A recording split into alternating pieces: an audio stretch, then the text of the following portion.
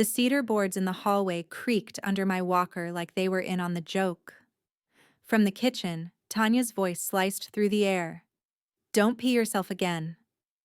My hip flared with pain, but my pride burned hotter. Darren didn't look up from his laptop. The ocean's breath pushed through the window, cool and salt-heavy, while I stared at the bathroom door like it was a finish line. She thought I couldn't walk. She forgot I'd once walked men like her out of their jobs without raising my voice. Before we start the story, tell me where you're tuning in from, and don't forget to subscribe. The house listened when she mocked me. Old cedar boards, old glass in the windows. They held sound like secrets.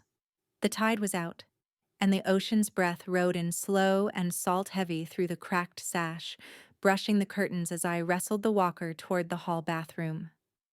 One slick rubber tip squeaked on the hardwood. The other caught in the throw rug I kept meaning to tape down. "Don't pee yourself again," Tanya said from the kitchen, not bothering to lower her voice. "Maybe try crawling next time." I paused, hands tight on the walker's cool bar, the ache in my hip flaring like a match. The grandfather clock in the living room ticked with smug precision. Steady, indifferent. Its brass pendulum cut the air in a golden arc, a metronome for humiliation. Behind me, the clack of laptop keys stopped. Darren's reflection wavered in the hall mirror. My son's shoulders hunched, blue light ghosting his face. He didn't stand. He didn't say my name. He stared down like the email he wasn't typing needed saving. I took the next step. The walker legs rasped forward, then planted. My toe hit wood, then tile. Cold climbed through the thin soles of my slippers. The bathroom smelled faintly of eucalyptus from the sachet I kept by the sink. A small, stubborn piece of dignity. I closed the door, eased down onto the raised seat, and counted the clock's ticks through the wall until my heart stopped trying to hammer a hole through my ribs. On the way back, I didn't look at either of them. Tanya was on speaker with one of the neighbors, her laugh the bright, brittle kind people confuse for charm. "It's like hospice with attitude," she said. "You should see her face when she gets stuck at the rug, stubborn as ever. She'll die standing out of spite." My fingers didn't tighten, my mouth didn't answer. I let the walker take my weight, let the pendulum swing, let the salt air cool the heat that rose in my chest. In the living room, the ocean framed the bay window in pewter. Gulls slid along the wind like knives. I stood there, expression blank, and let my mind run like it hadn't in months, not toward the bathroom, but along old corridors I knew by muscle memory, policy, procedure, paper.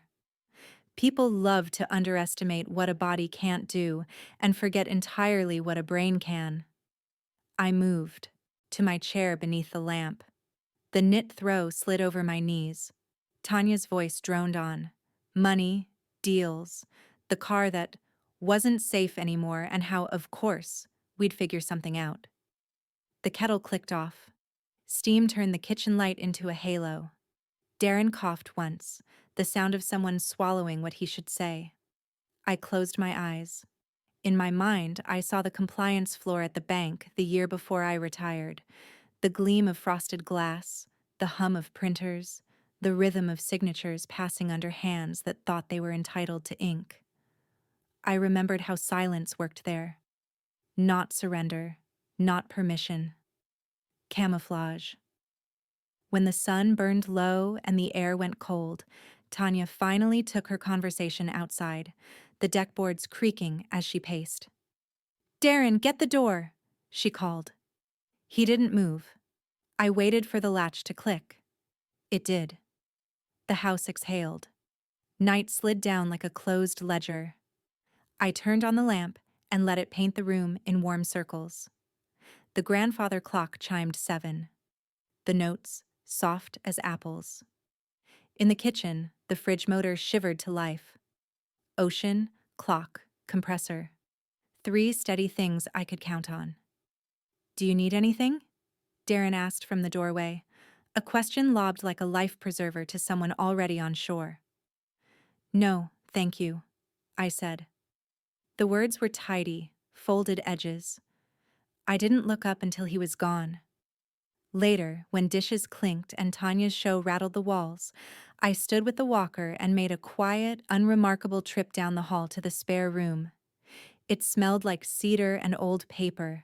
My room of records, of orderly years. I turned the chain on the floor lamp. Its beads clicked together with a little kiss. Dust lifted and caught the light, a soft blizzard of history. The bottom drawer of the file cabinet stuck. It always did. And then slid free with a low groan. My hand found the thing it had been reaching for since Tanya laughed. A thick black binder with a silver clip and a fraying tab. The plastic cover was scuffed but readable. Account Authority, Tier A only. The binder had weight. Not just paper weight, but the kind that changes what a room feels like. I set it on the old oak desk, angled the lamp, and opened to the first divider. Powers, revocations, alerts. The pages smelled faintly of toner and time. My pen lay where I'd left it the week Darren and Tanya moved in, ivory barrel warmed by the lamp. From the couch, through the wall, Tanya's laugh rose and popped like cheap champagne. She can't even walk to the bathroom, she told the neighbor whose name I never bothered to learn. I smiled at the binder. The ocean inhaled. The clock ticked. Somewhere deep in the house the furnace tripped on, a low, steady sound like a promise. The binder was still open on my desk the next morning, the tab dividers standing like soldiers. I had slept with it within arm's reach, the way some women keep a pistol in the nightstand. After breakfast, if you could call dry toast and the taste of yesterday's coffee breakfast, I picked up the phone and scrolled until I found the number I hadn't dialed in 6 years. Gina Torres, she answered, her voice as brisk and warm as a summer wind. It's Evelyn, I said. A pause, then. Well, now my day just got interesting. I want to talk power of attorney, I told her. Quietly. Another pause, longer this time. Do you need me to come to you? Yes. Gina arrived the next morning with a bakery box and a leather tote the size of a week's worth of groceries. Her hair was shorter now. A sharp silver bob that made her look like she could still scare the truth out of a junior account manager. She smelled faintly of bergamot and printer ink. I brought the good ones, she said, setting the pastries on the table. And a pen that doesn't run dry. I eased myself into the chair opposite her. The house was silent except for the refrigerator's hum. Tanya had taken the car into town, and Darren was still hiding behind his laptop upstairs. I don't want to fight, I said, but I want a firewall. I want my accounts behind a wall she doesn't even know exists. Gina took out a yellow legal pad. First thing we do, audit. What's in your name, what's joint, and what's in hers that you've been attached to. And then, she said, we freeze, reroute, or close. Quietly. The best revenge in finance is an empty chair at the table when they try to spend. I leaned back, the pen cool between my fingers. She thinks I can't walk to the bathroom without help. Gina smiled without looking up from her notes. And you're about to run her out of options. We worked in low voices for over an hour, the smell of cinnamon and butter from the pastries curling through the air. She asked questions no one else would have thought to. About old CDs, about the secondary beneficiaries on long-forgotten life insurance, about who my credit union would speak to if they couldn't reach me directly. When I hesitated at one answer, she looked up. You trust me? With my last dime, I said. She reached into her tote and pulled out a slim silver laptop.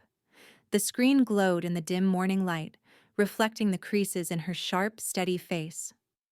Her fingers tapped quickly, a rhythm I remembered from late nights in the compliance office when she was 2 steps ahead of everyone else. I'm logging into the asset check tool, she said. Let's see where your name is tethered. I watched as the progress wheel spun, the seconds dragging like wet rope.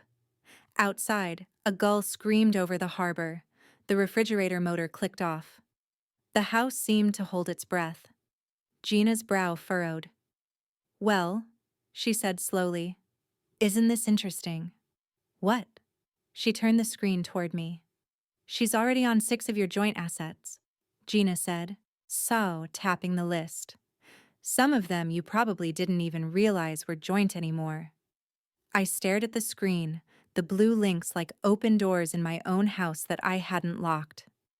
The laptop's glow was still on my retinas when Gina slid a single-page form across the table. The paper was thick, the kind that made pens behave. At the top, in clean serif font, it read, "Limited power of attorney, revocation and reassignment." "This," Gina said, tapping the signature line, "cuts her out of financial decisions without touching your medical directives. Narrow, precise, and enforceable. You appoint me for banking actions only. Everything else stays with you."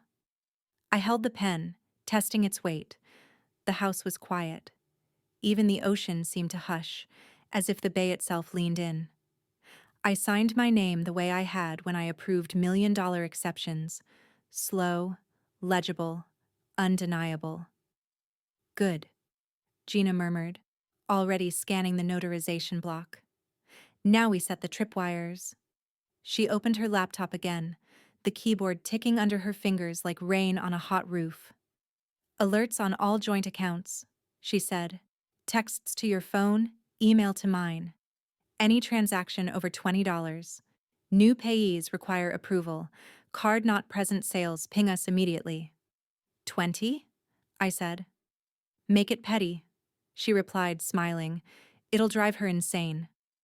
We moved like we used to. Double check, confirm, audit. Gina updated permissions on the investment portal, demoting Tanya's view-only access to a file named Archive with no doorback. Then we began the slow siphon. Not a dramatic drain, but transfers that looked like routine housekeeping, rounding down balances into a trust account with a bland name and the spine of a steel trap. "New primary checking," Gina said next. "Only in your name. Small bank, two-factor authentication, limited branch access. If she somehow gets into the old one, she'll be pawing an empty cupboard." I picked the bank 4 towns over. The one with a clerk who still sent me handwritten holiday cards. Gina weaved the new account into the web of autopays and utilities, one thread at a time, until the old joint account looked active, but functionally hollow. We didn't speak much. We didn't need to. The room smelled like bergamot from Gina's sleeve and cinnamon from the pastry we had forgotten to eat. Sunlight shifted across the wood table, dragging our shadows along the grain. Every click was a subtraction from Tanya's confidence. When we finished the mechanical part, I opened the black binder and pulled out a lined pad. At the top, I wrote 3 headers in block letters: what she uses, what I own, what I'll take back. Under the first, I listed gas card, grocery card, Amazon, the just-in-case card in my kitchen drawer she pretended she wasn't using. Under the second, the house, the CDs maturing in October, the old annuity I'd nearly forgotten, life insurance with a joint notification that now pointed only at Gina. Under the third, every soft concession I'd let harden into routine: Wi-Fi, car insurance, the line on the credit union card she had memorized and never once asked permission to use. The front door opened then, sea air sprinting through the hallway ahead of Tanya. Her heels thudded fast across the hardwood. "Do you even remember your passwords?" she said, as she breezed past the dining room, her eyes skimming the paperwork like a seagull skims a tide line. The corner of her mouth lifted, a mean little smile meant to land hard and vanish. "I can help you reset them."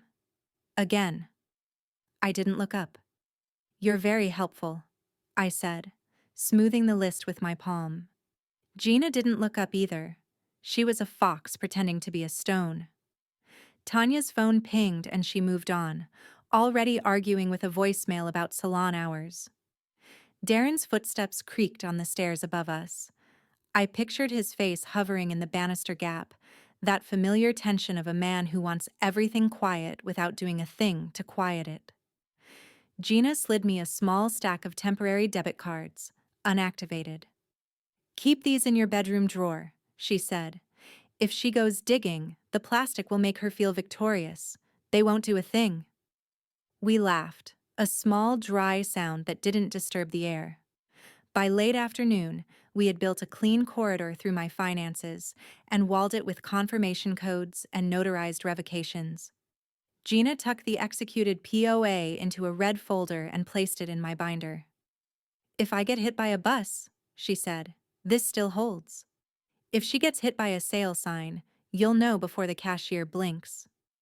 "Good," I said, and meant it. Gina left at dusk, the sky bruised purple over the ocean. I walked her to the door, cane in hand, every step deliberate. "This is a start," she said at the threshold. "Tomorrow we make it permanent." "Tomorrow," I echoed. When the house was mine again, the way a house never fully is with other people inside, I made tea and sat at the table with my list.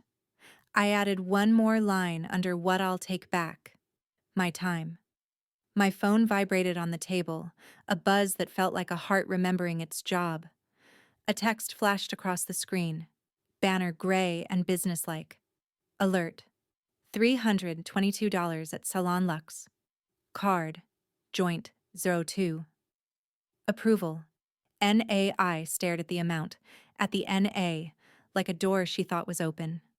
The tea went cool in my hand. The first lap was humiliating.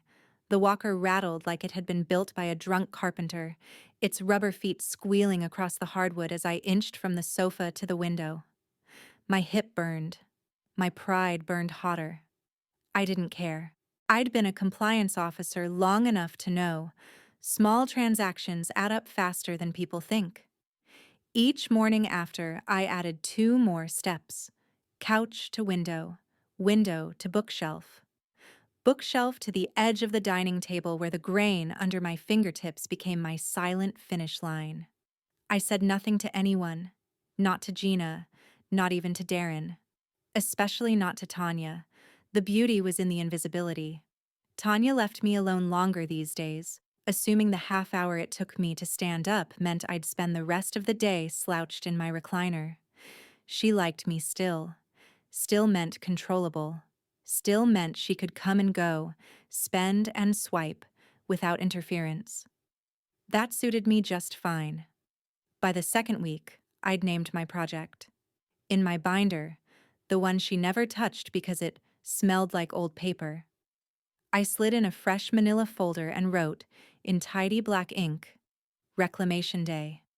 Inside went printed alerts from the bank, clipped receipts, my running list of what she uses. Every page was a chess piece I hadn't moved yet. Gina played her part too. She mailed me a duplicate set of freeze documents, not to the house, too risky, but to my old private P.O. box in town. I'd kept it all these years for subscription statements and the odd birthday card. Now it was a vault. The key lived under the felt lining of my jewelry box, next to the string of pearls Tanya had once asked to borrow, just for an event. And I'd told her we're at the cleaners. At night, I left my lamp on later than usual. My hip would ache, but the pages in front of me felt better than morphine. Spreadsheets, photocopies, letters in envelopes that would someday be postmarked and irreversible. Darren noticed once, paused at the threshold of the living room with his coffee, looking at me over the rim of the mug. "You're up late," he said. "Old habits," I replied, keeping my pen moving. He hesitated, like he wanted to ask more, then retreated upstairs. The same man who had once asked about my day at the bank now avoided knowing what I did at my own table. It was in one of those quiet nights that Tanya came in, humming from the garage. She set her purse down on the counter like it belonged to the house itself. "I'll need a new car soon," she announced, without a hello. "The engine's making a noise. You'll co-sign, right?" I kept my eyes on my papers. "Co-sign?" "Yeah," she said, rummaging in the fridge. With your credit, we could get a low interest rate. I'll make the payments. She said it the way people say they'll remember to water a plant. As if my role was decorative. I capped my pen, looked at her in the doorway, and felt the corners of my mouth pull into the kind of smile that used to make junior auditors sweat. I'd rather walk to the bank, I said. Her head tilted, a mock pity expression forming like a reflex. You? Walk? I pushed my binder shut, the snap of the clasp louder than it needed to be. You'd be surprised how far I can go. She laughed, that dry, superior sound, and turned back to her yogurt. But I kept watching her, the way you watch a fox that's convinced the henhouse has no locks. I dressed like I used to on audit days, slow, precise, and in clothes that didn't apologize for me. Charcoal sweater, navy slacks, the good coat with the heavy buttons that clicked like coins. I pinned my hair back, slipped the small key to my P.O. box into my pocket, and took the cane instead of the walker. The tide was high, the marine layer pressed against the windows like breath on glass. Tanya was sprawled on the sofa with a face mask on, cucumber green and careless. You need anything before my call? She asked without looking up. No, I said, buttoning the coat. I'm taking a nap. The door shut behind me with a soft wooden thud that sounded like a signature. The air outside tasted like salt and damp pine. I moved down the path inch by inch, feeling the cane bite into gravel, the muscles in my thigh answering, the ache sharp but clean. At the curb, I let the neighbor's boy wave me past on his skateboard like I was a ship leaving harbor. I kept going. Gina had arranged the rest. At the bank downtown, not my closest branch, but the one with a private office, she met me at the door before any greeter could ask if I needed help. Right on time, she said, and kissed my cheek. Her perfume was light and citrusy, a whisper over the sterile smell of sanitizer and ink. She ushered me down a side corridor, past the murmur of tellers and the soft beep of vault doors. In a glass-walled office, a stack of folders waited on the polished desk like a row of dominoes. My name was on every tab. We'll be efficient, she said, closing the door. And very, very boring to anyone who isn't a lawyer. The first set was familiar. Account actions, freeze/restrict. My pen found the lines easily. We froze the joint checking, the joint savings. The for convenience card that had been convenient only for Tanya. Each signature felt like shutting a window in a storm. Quiet clicks. Done. Next, Gina said, sliding the second stack forward. Transfers to the trust. The trust bore a name bland as wallpaper, Hartman Reserve, and I loved it for its invisibility. We moved 3 balances with the rhythm of a metronome: confirm amount, initial, sign. The printer chattered softly behind me, spitting out confirmations. I didn't look back. Gina's fingers danced over the keyboard, the keys a soft patter. Security blocks, she said, across all credit bureaus. Any application that pings with your SSN or your address. Denied unless you or I lift the freeze. I'm adding no phone authorizations for good measure. I smiled. Make it ironclad. It already is. She turned the screen so I could see the confirmation stack. TransUnion. Freeze. Confirmed. Equifax. Freeze. Confirmed. Experian. Freeze. Confirmed. The room hummed with the HVAC's low breath. Outside our glass cube, a man laughed, the sound blunted by carpet. I wrote my last signature for the session, and the pen's nib whispered across the page like a dry brush on canvas. Gina leaned back. That's the fortress. The drawbridge is up. I checked my watch, the one Darren gave me for my 70th, the face clean and honest. She'll be at the store around 4, I said. She likes to shop when it's emptier. Fewer people to see her ask me for my card. Would you like to stay for tea? Gina asked, mouth twitching. No, I said, letting the cane find the floor. I'd like to walk home and hear about it. On my way out, we stopped at the notary desk. The clerk slid a stamp across the last revocation, the thump a small earthquake in paper. Gina handed me a slim envelope. Copies for your P.O. box, she said, in case anyone rifling your drawers decides to feel ambitious. I tucked it into my coat. The hallway smelled faintly of toner and the lemon oil they used on the teller counter. Outside, the fog had begun to lift, torn into strips of light over the bay. Back home, the house was exactly as I'd left it. Tanya on the sofa, Darren upstairs hiding in the glow. I hung my coat, set a kettle on, and took my seat with the ocean in the window and the grandfather clock keeping time like a metronome for the inevitable.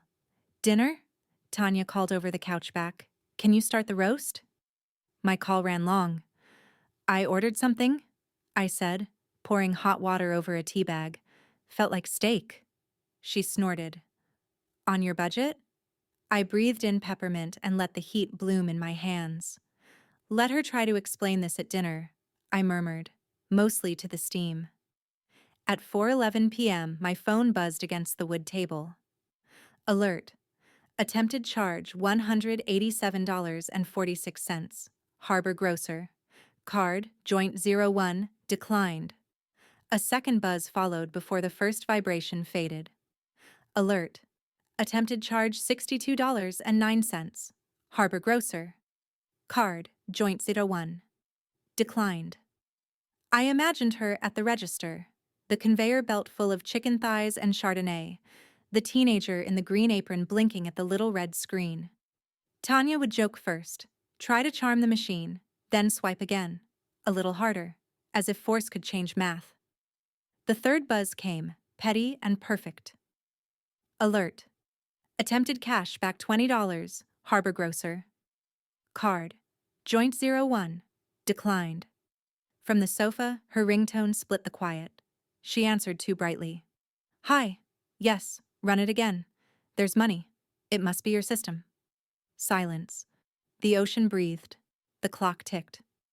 Run it again, she said, and her voice cracked on the last word. The front door banged against the wall hard enough to rattle the picture frames. Tanya's heels slapped across the hardwood like a ticking bomb. There's something wrong with the card, she barked before her coat was even off. The grocery bag dangled from her wrist, light enough to swing. I imagined the half-purchased items inside, the rest abandoned on Harbor Grocer's conveyor belt. I looked up from my tea, steam curling in the lamplight. Maybe it's the system, I said, my tone polite as weather talk. Then I let my eyes linger on hers. Maybe it's karma. Her jaw tightened. Darren came halfway down the stairs, laptop still in hand, like he didn't know whether to enter the conversation or back away. Why don't you just call the bank? He said, voice already weary. Tanya's laugh was sharp. Yeah, I'll call, and they'll fix it. They won't talk to you, I said, setting my cup down with a soft clink. You've been removed. The silence stretched, only the clock ticking and the faint shush of the ocean outside. Darren's eyes darted between us like he'd stumbled into a deposition. Tanya stepped closer, lowering her voice to what she probably thought was a lethal register. You're not even legally capable of that, not after your surgery. Darren, tell her. Darren shifted, his voice brittle. I don't know the details. Of course you don't, I said. She never tells you the details either. I reached under the placemat and slid the envelope across the table. The thick paper whispered against the wood, stopping just in front of her. She stared at it like it might be a trick. What's this? She asked. A notarized letter, I said. Signed, stamped, witnessed, and filed. Every account in my name that you've touched, no longer accessible to you. She tore the flap, the smell of fresh ink and notary seal powder drifting up. Her eyes flicked over the legal language. Joint authorization revoked, account freeze confirmation, trust transfer acknowledgement. The color in her face went from a winter flush to something pale and tight. "This is harassment," she spat. "This is housekeeping," I said, and reached for my glass of red wine. Darren shifted again, this time toward the kitchen, as if physical movement might make the room less tense. "We should eat," he said. I'll get plates." "Already handled," I said. Right on cue, the doorbell rang, and the scent of charred rosemary drifted in with the cold air. The delivery man held up a white paper bag with the logo of the most expensive steakhouse in town. Tanya blinked. "You ordered out?" "I thought we deserved something nice," I said, pulling the bag toward me, "since the chicken didn't work out." The metallic crinkle of foil filled the air as I unwrapped the steaks. Perfectly seared, juice pooling under the meat. The kind of meal Tanya usually bragged about getting on my dime. Her phone buzzed. The sound sliced through the clink of cutlery. She snatched it from the counter, thumb flying over the screen. Her eyes flickered once, confusion, then disbelief, then a flash of fury she tried to swallow. The morning after the steak dinner, I placed 3 sheets of paper on the kitchen table before the coffee had even finished brewing. The smell of dark roast curled in the air, rich and deliberate, like the start of a meeting you already know you're going to win. Tanya shuffled in wearing Darren's sweatshirt, her hair in a messy bun that didn't hide the scowl she'd been wearing since yesterday. She didn't look at the papers. Yet. "These," I said, sliding the top sheet toward her, "are the new terms for living here." She poured coffee without asking if she could use my creamer. "Terms?" "Rent contribution," I said, ticking each point with my index finger. "No purchases in my name, and no verbal abuse under my roof." That last part made her laugh, a short, sharp sound. "Verbal abuse? Are you kidding?" I let my eyes meet hers, steady as stone. "No." Darren walked in mid-tension, laptop under his arm, gaze flicking between us like he was late to a conversation and trying to catch up. "What's going on?" "Your mother's decided she's a landlord now," Tanya said, leaning against the counter. "Except she forgot she's also a tenant in her own body." Darren's mouth opened, then closed. The laptop stayed clutched to his chest like a shield. I didn't blink. "You can choose dignity," I said, "or departure." Her mug hit the counter a little too hard, coffee sloshing over the rim. "You can't evict me. I'll sue." "Try," I said, my voice quiet, measured. "I used to audit fraud claims for the state. I could do it in my sleep." She stared at me, her mouth twitching like she wanted to smirk but couldn't quite find the nerve. "Evelyn," Darren began, but I cut him off. "I've already spoken with Gina. If you interfere with my accounts again, she's prepared a cease and desist letter. Signed and dated." Something flickered in Darren's eyes. Fear, maybe, but not for me. I turned my attention to the stove. The sizzle of butter hitting the pan filled the room, drowning out Tanya's muttering. I cooked dinner early that day. Pan-seared salmon, lemon slices curling in the heat, asparagus snapping under the knife. Darren set 2 plates at the table without being asked. Tanya hovered in the doorway, arms crossed, the smell of citrus and garlic drifting toward her like an invitation she refused to take. "You're not eating?" I asked without turning. "I'm not hungry," she said, and the sulk in her voice made her sound younger than she was. "Suit yourself," I said, plating the salmon and sliding into my seat across from Darren. The scrape of forks and the soft clink of glasses were the only sounds for several minutes. Halfway through the meal, I reached into my cardigan pocket and pulled out a cream-colored envelope. The weight of it was satisfying. Too heavy to be nothing. Too light to be mercy. I placed it in front of Tanya. "What's this?" she asked, though she didn't reach for it. "A bill," I said. "Back rent and misuse fees. $7,400. The kitchen went still. Even the clock seemed to hold its breath. The bill sat untouched on the counter for 24 hours before Tanya exploded. Not in words, not in one of her barbed little remarks, but in motion. I was in the armchair by the window, knitting in the dim afternoon light, when she came stomping in from the kitchen. Darren was on the couch, pretending to watch the evening news, though the way he held the remote told me he was just waiting for the weather to be over so he could disappear upstairs. $7,000? Tanya's voice cracked like dry wood.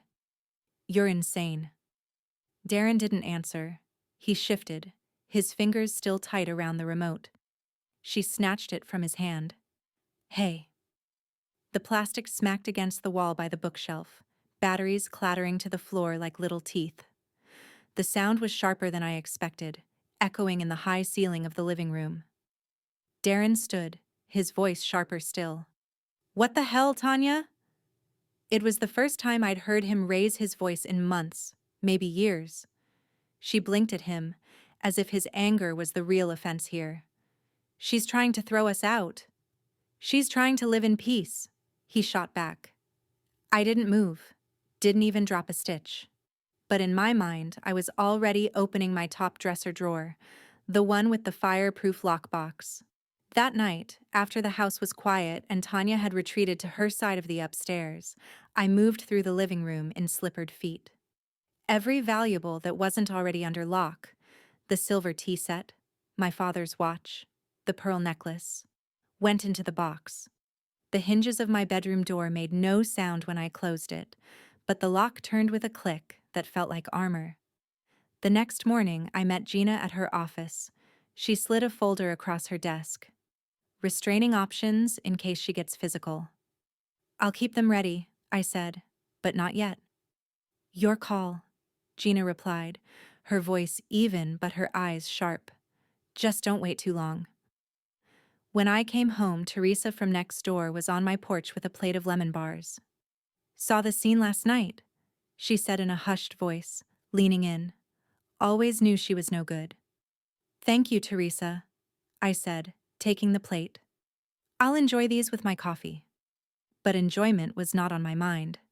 That afternoon, I installed the last of the cameras, small, discreet, and all feeding into a private cloud account Tanya couldn't touch.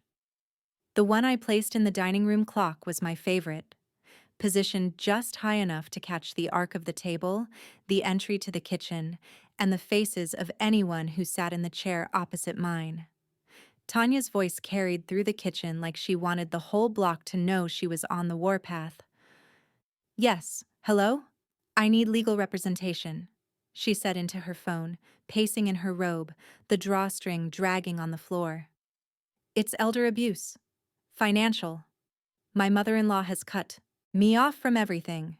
She made sure to shoot me a glance where I sat in my corner armchair, sipping tea as if it were the first cup I'd ever truly enjoyed. I didn't have to hear the rest to know how the call would go. I'd spent my career in banking compliance untangling messes like this. Every claim had a paper trail, and mine was as neat as the ledgers I used to balance at midnight. While Tanya embellished her sob story, Gina was already in her office, pulling the thick file I'd given her weeks ago, a copy of every account statement, every ownership title, every notarized transfer. Decades of clean banking history, cross-referenced and signed by 2 witnesses. Gina called me before Tanya even hung up. Let her talk, she said. The moment they run a background check on this, it's over. 2 hours later, I heard the familiar ding of a video call coming through Tanya's laptop. This is Mr. Benson from Coastal Legal Aid. A crisp male voice began. I've reviewed the documents you provided and I'm afraid there's no case here. What? Tanya snapped, leaning toward the screen. All the accounts you've mentioned are solely owned by Evelyn Hartman. Your access was as a secondary user, which she is legally entitled to revoke at any time. The changes were executed in compliance with banking regulations, witnessed and notarized. Tanya's mouth opened, but nothing came out. Frankly, the lawyer continued, if you attempted to pursue this, it might expose you to liability for prior misuse of funds. The call ended without a goodbye. That evening, Darren lingered in the doorway of the den, where I was finishing my crossword. "This is getting out of hand," he said, rubbing the back of his neck. I set down my pen. "No, Darren, this is called consequences." "She's your family," he muttered. "So am I said evenly. "The difference is I never treated you like a nuisance when you needed help." His eyes dropped to the carpet. He didn't have an answer for that. The next morning, I put on my navy sweater, the one I always wore to board meetings back in the day, and sat at the dining table with a blank eviction form. Gina had already pulled the property title and confirmed my sole ownership. Tanya's residency? Month to month, undocumented, and entirely at my discretion. The pen felt solid in my hand. My signature flowed across the page like muscle memory, each loop of the letters closing the gap between thinking about it and doing it. By noon, the sheriff's office had the papers in hand. A polite young deputy came to the door, hat in hand, and asked if I'd like him to serve them personally. I declined, not out of kindness, but because I wanted the envelope sitting where she couldn't ignore it, front and center on the kitchen counter. When Tanya walked in from her midday trip to town, the smell of rain still clinging to her coat, she spotted it immediately. Her nails tapped against the flap before she tore it open. I watched from the doorway as her eyes scanned the page, her brow furrowing, lips moving like she was trying to read it into a different reality. Her hands stiffened around the paper when she reached the bold print. "You are no longer a legal resident of this property." She looked up at me, eyes wide, voice low. "You can't do this." I smiled the way I used to at junior auditors who missed the fine print. "I already did." Darren stood in the doorway of my sitting room, his hands shoved into his pockets like a boy waiting for a scolding. The late afternoon light cut across the carpet in long amber stripes, and for a moment he just watched me thread my needle. "Mom," he said finally, "can't we just talk this out?" I didn't look up. "We've been talking for months, Darren. You just didn't listen." He shifted, glanced toward the hallway where Tanya's footsteps echoed faintly. His voice dropped. "She's angry. Says you're overreacting. That this isn't what Dad would have wanted." At that, I set down my embroidery hoop, reached under the coffee table, and pulled out a folder I'd been keeping for a very specific day. This one. Inside were printed screenshots, each neatly dated and labeled. Tanya's texts. Tanya's words. I slid them toward him. "Read them," I said. He hesitated, then his eyes scanned the first page. "She's useless without that walker. Bet she can't even remember her own PIN number. If I play my cards right, I'll have her upstairs and out of my hair by Christmas." By the third page, his hands were trembling. "This is your partner?" I asked, my voice calm but sharp as glass. "This is the person you protect by staying quiet?" Darren dropped the papers onto the coffee table. I didn't know she said all that. She told me you were paranoid, that you were—" He stopped himself. "She goes," I said, leaning forward. "Or you both do." For the first time in years, his shoulders slumped like the weight was too much. "I've been scared of her too," he admitted, so quietly I almost missed it. I stood, cane in hand, and walked to the window. Outside, the hydrangeas bent under the wind, pale blue heads shaking. "Scared people don't inherit homes," I said without turning around. Silence filled the room, thick and heavy. I could almost hear him thinking about the years he'd let pass, about the moments he could have stepped in and didn't. When I finally faced him, his eyes were wet. "Mom, I'm sorry," he said. And it wasn't the hollow apology I'd heard before. It was stripped bare, almost boyish in its sincerity. We stood there, two people who'd been on opposite sides of a wall Tanya had built between us, finally looking through the same hole in the bricks. Darren took a long breath, squared his shoulders, and left the room without another word. Minutes later, I heard the scrape of the closet door upstairs, the dull thud of drawers opening and closing. Tanya's voice, sharp, incredulous, cut through the house. "What are you doing?" Then came his voice, steadier than I'd heard in years. "Packing." I stayed seated when they came down the stairs. Darren carried a navy duffel bag, the zipper pulled tight, Tanya trailing behind him with her arms crossed. Her eyes darted between us, trying to measure her odds. "Is this your idea of fixing things?" she demanded. Darren set the bag down by the door, looked her straight in the eye, and said the words I'd been waiting for since the first time she called me dead weight. "She's done," he said, his voice firm. Then, after a pause that felt like a door locking shut, he added, "And now, so am I." The morning she was supposed to go, Tanya moved around the kitchen like she owned the place, barefoot, coffee mug in hand, humming off key to a song on her phone. She didn't pack. She didn't even glance at the half-empty duffel Darren had left by the door the night before. "I'm not going anywhere," she said finally, setting her mug down with a sharp clink. "You can't just push people out because you've decided you don't like them anymore." I stirred my tea. "This isn't about like Tanya, it's about lease rights, and yours expired the day you crossed me." She smirked, as if I'd told her the weather. "Cute. I'm still not leaving." At 10 on the dot, the locksmith's van rolled up the driveway, sunlight glinting off the chrome tools hanging neatly on his belt. Behind him, a sheriff's cruiser idled, engine low and steady, like a warning you could feel in your bones. Tanya's smirk faltered. "What the hell is this?" "Standard procedure," I said, motioning toward the door. "You don't have to watch, but you do have to comply." Darren stepped into the room, jacket on, keys in hand. "I'll give you a ride," he said flatly, "or you can call your own." She turned on him like a storm breaking. "You're actually doing this? You?" His jaw tightened, but he didn't raise his voice. "You made your choices, Tanya, and I'm making mine." She laughed, short, bitter, and stormed past him toward the stairs.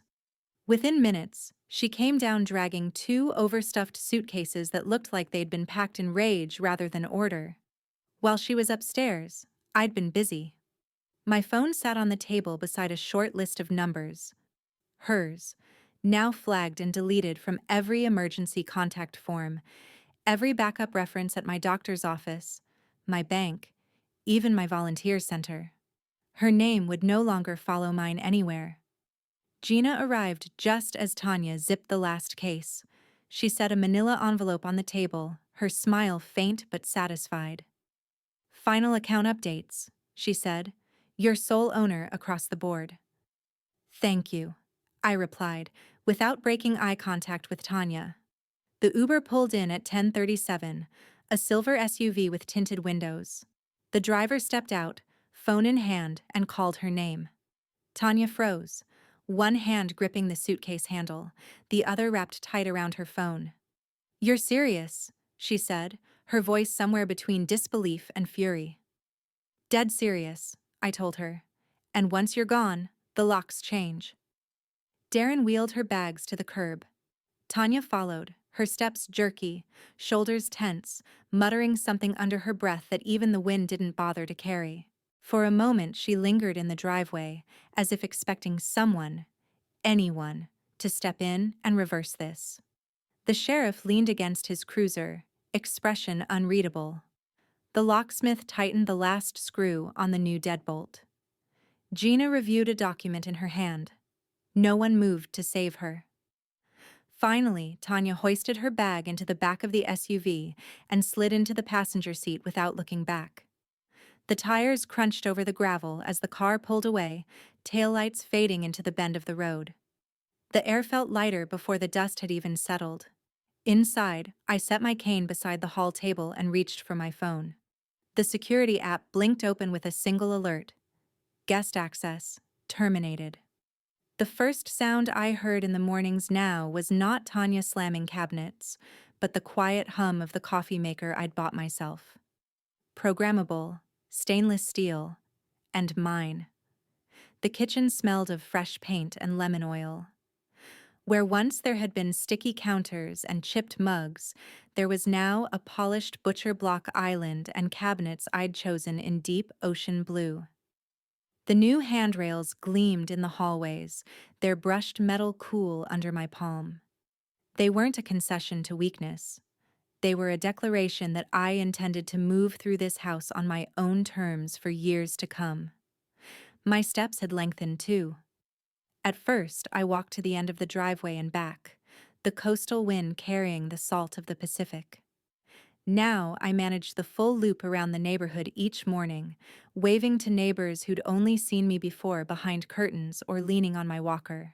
One older gentleman watering his roses called out, "Haven't seen you out like this in years, Evelyn." I smiled. Some things improve with time. In the evenings, Gina came over with her battered leather chess set. We played by the glow of the fireplace, sipping bourbon cocktails she claimed she'd perfected in her 20s. She was better at endgames. I was better at seeing the trap 2 moves early. "You know," she said one night, moving her rook with a satisfied flick, "I don't think you've smiled this much since you retired." "That's because retirement," I replied, "was supposed to be freedom. This," I gestured around the room, "at the quiet, at the control, is freedom." Darren was still here, but different. He stayed in the guest room, no longer the shadow in Tanya's wake. He fixed the squeaky back gate without being asked. He carried laundry without sighing. He even tried cooking, though his attempt at lasagna left the kitchen looking like a flower bomb had gone off. We didn't talk much about her. Some silences don't need filling. One evening, I sat at my desk, a single lamp casting a warm circle over my papers.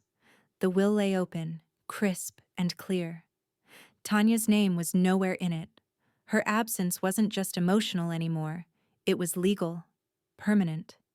Everything went where it mattered. Darren, if he stayed worthy, a sizable trust for Maya, and a small portion for the foundation Gina and I had begun sketching. I signed my name, slowly, deliberately. It was Gina who suggested the Seniors' Rights Council. "You've fought a battle most people are too scared to even start," she said. "Share it." The first meeting was in a small community center, the air thick with the smell of brewed coffee and folding chairs that had seen decades of use. I listened as other women spoke, about being cut out of their own accounts, about adult children treating them like tenants.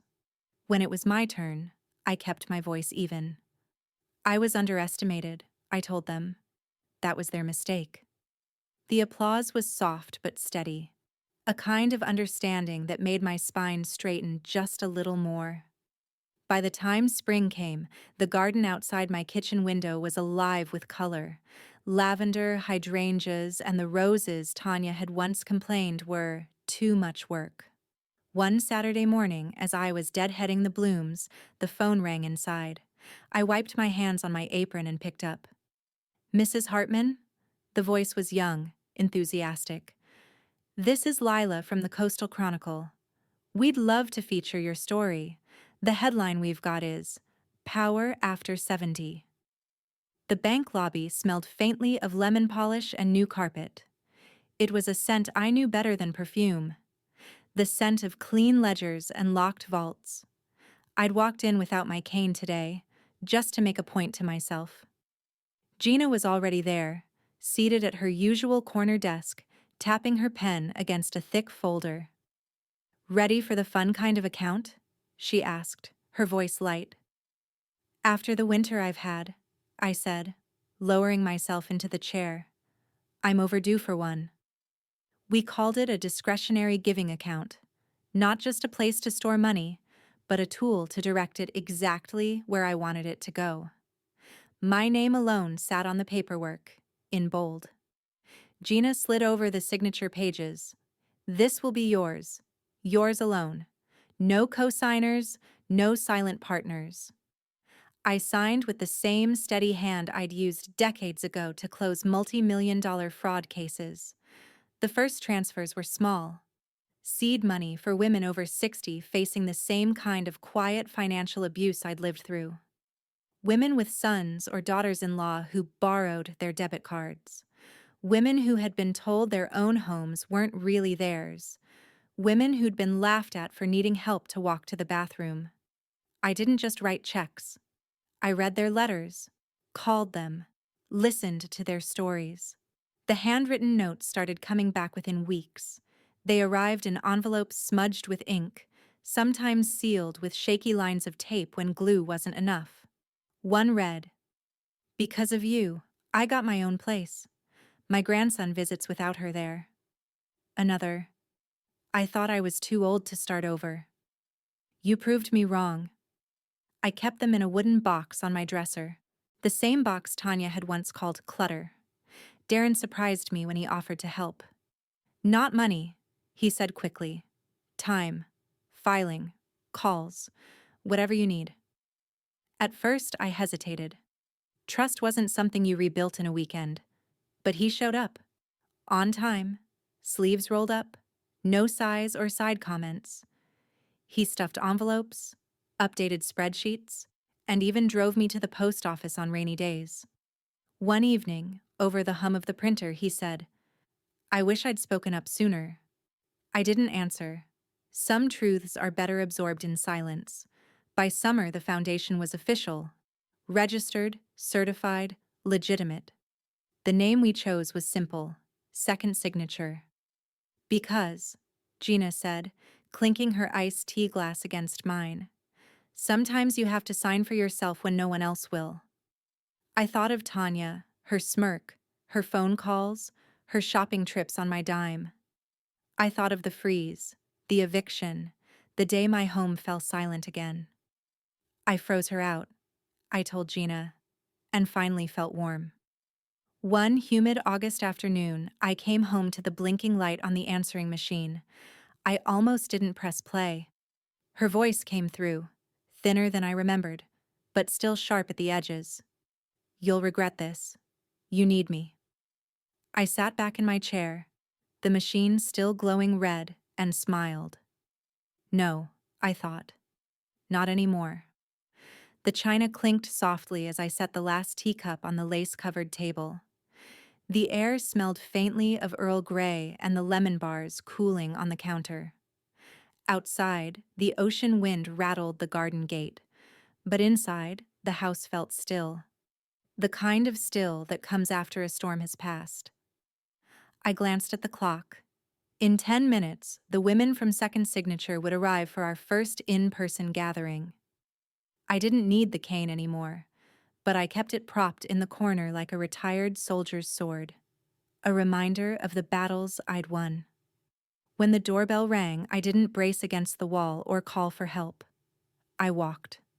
One steady step after another across the hardwood, the muted thump of my shoes on the runner, the faint creak of the hinges as I pulled the door open. "Evelyn," one of them gasped, "look at you." They came in pairs and singles, coats draped over arms, the scent of salt air clinging to their scarves. Women I'd only known through letters and phone calls, survivors, fighters, the kind of people Tanya never thought I'd be surrounded by again. The living room walls were different now. The big framed photo that once held all of us, including Tanya, had been replaced. In its place, Maya in her school play costume, Darren holding a toolbox, me on the porch with the garden in full bloom. No one asked where Tanya was. The absence spoke for itself. Halfway through pouring the tea, my neighbor Teresa leaned in, studying me. "Is that the same woman who needed help walking just months ago?" she asked, not unkindly. Smiled and set down the pot. "Number that woman needed help walking away from the wrong people." The words hung in the air for a moment, and I saw the recognition in their faces. We all knew what it meant to leave behind the ones who took more than they gave. We talked about everything: books, recipes, little victories.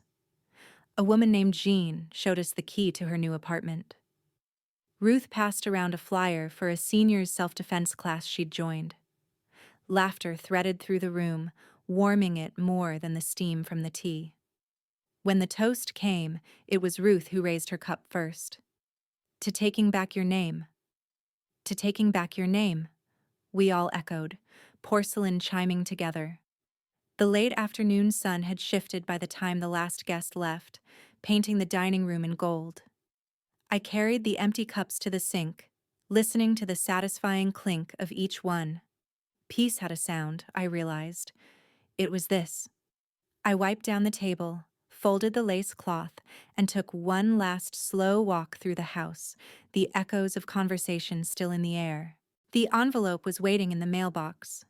Thick, official. My name printed above a return address I recognized all too well. The county courthouse. I carried it to the kitchen, slid it open with my thumb, and unfolded the crisp legal paper. The china clinked softly as I set the last teacup on the lace-covered table. The air smelled faintly of Earl Grey and the lemon bars cooling on the counter. Outside, the ocean wind rattled the garden gate, but inside, the house felt still. The kind of still that comes after a storm has passed. I glanced at the clock.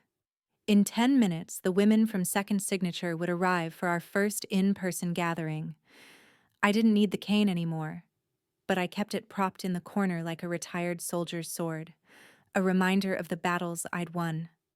When the doorbell rang, I didn't brace against the wall or call for help. I walked.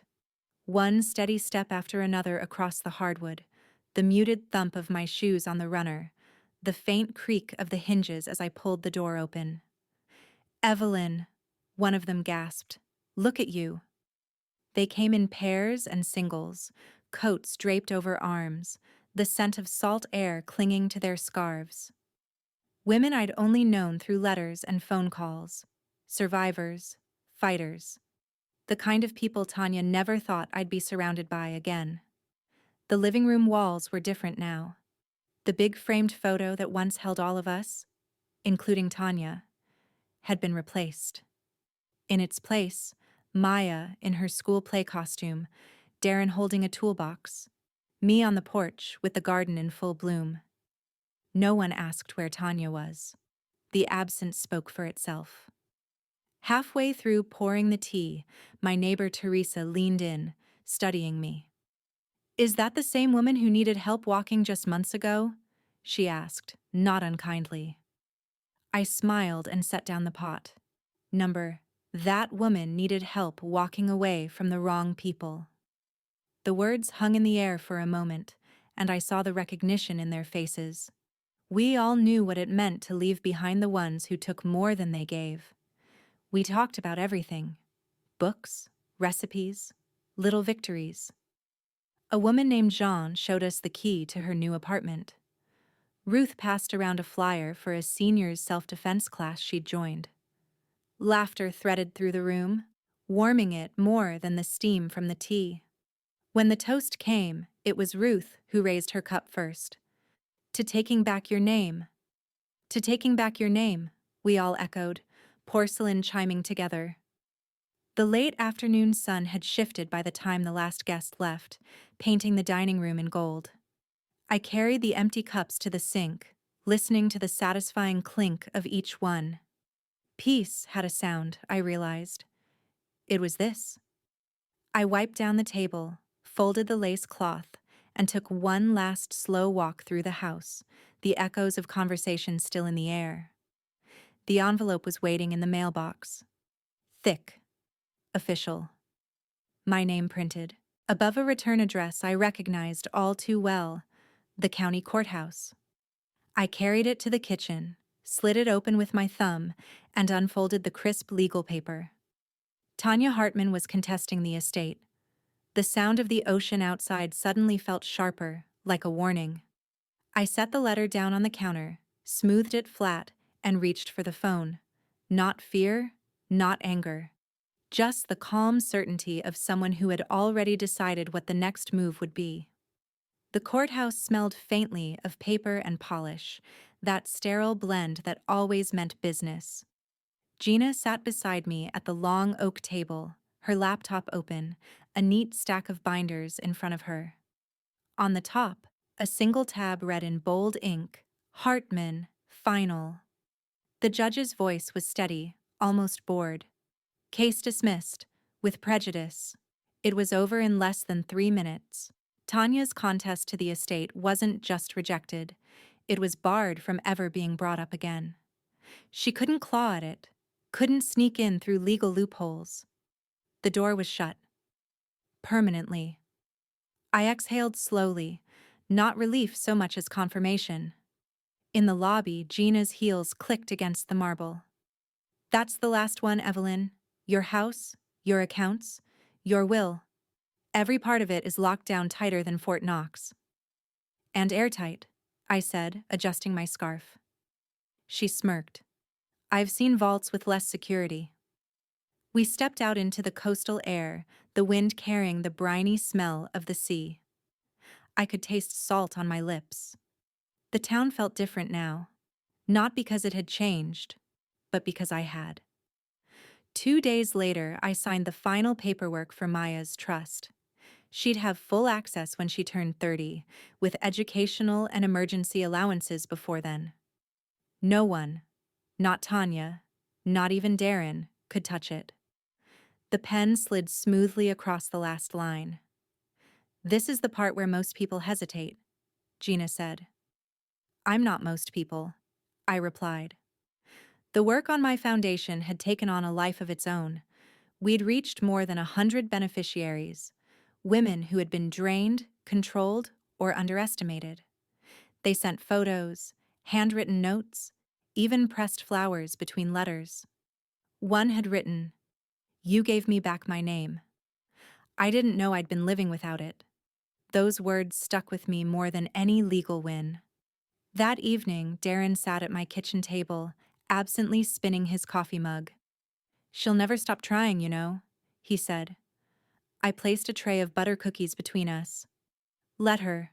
I stopped caring when I started walking." He chuckled, but there was a shadow in his eyes, the realization of how much time he'd let slip under Tanya's control. I didn't press. Some truths arrive like the tide, slow, inevitable. The next morning, I went for my walk. No cane, no hesitation. The sun was low, the light gold across the sidewalk. My steps made a crisp rhythm on the pavement. It wasn't about exercise anymore. It was about territory, claiming every square foot she once said I couldn't cross. When I reached the bluff overlooking the water, I stopped, breathing in the sharp tang of kelp and ocean spray. I thought of every insult, every laugh, every moment she'd tried to shrink me into something she could manage. That's when I understood. This wasn't revenge anymore. It was reclamation.